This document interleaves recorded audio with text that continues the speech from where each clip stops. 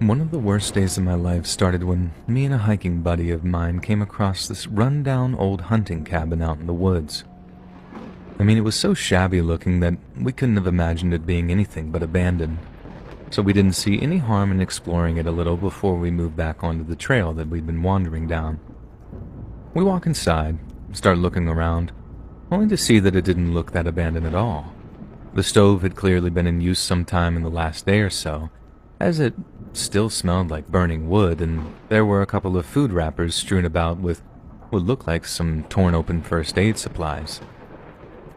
Someone had definitely been there recently, so instead of continuing our little trespassing thing, we decided to just move on instead of risking making their owner angry or whatever. But then, that's when we hear this really faint noise coming from somewhere, something that sounded an awful lot like a person's voice. I look at my buddy as if to say, "You hear that?" Then we both stand real still for a second and strain our ears, only to hear a distinct, "Help me," coming from underneath us. This hit us like a ton of bricks, and we start looking around for some kind of hatch or something, and end up finding the opening to a root cellar outside. We open it up to find some random guy, covered in blood, with what we thought was a gunshot or stab wound to one of his legs. I remember asking the guy, "What happened to you?"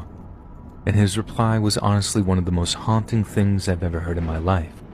He just said, "You have to help me. He'll be back soon."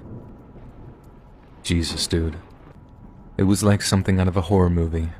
Like that stomach-dropping moment you realize that main characters have stumbled into a whole world of trouble. Only, we were the main characters, and it wasn't some dumb story that we were going to survive with a happy ending. It was real, and we had no idea what to do next. We kept asking who will be back? Who did this? But the guy just kept begging us to help him get out of the cellar. Obviously, that was the first thing we did, as he basically answered our questions in the way that he was all messed up and obviously scared of whoever was coming back. We helped him out of that cellar, got one of his arms over each of our shoulders, then helped him limp down the trail back towards where we'd first walked onto. No one ever caught up with us. The person who had shot or stabbed him never ran down the trail behind us. But my God, the whole time I was checking behind us, just expecting to see some machete-wielding psycho running out of the woods, intent on killing us. We managed to flag down a truck that was passing down one of the main roads that ran through the park, and the guy was nice enough to rush the dude to the hospital, even though he'd gotten blood all over his upholstery. Turned out the guy survived, and that the person who had attacked him was his hunting buddy, who just snapped after some kind of argument.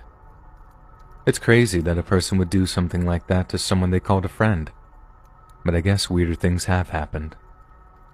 Definitely the scariest thing that's ever happened to me while out on a hike, and my buddy says the same thing. It was that line of, "He'll be back soon," that I'll never forget though. How it was just so eerie that it literally had me trembling with fear as we helped the guy get to safety.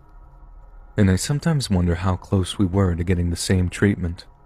That maybe if we had been a little bit earlier or later, the guy might have done the same thing to us, just to keep us quiet.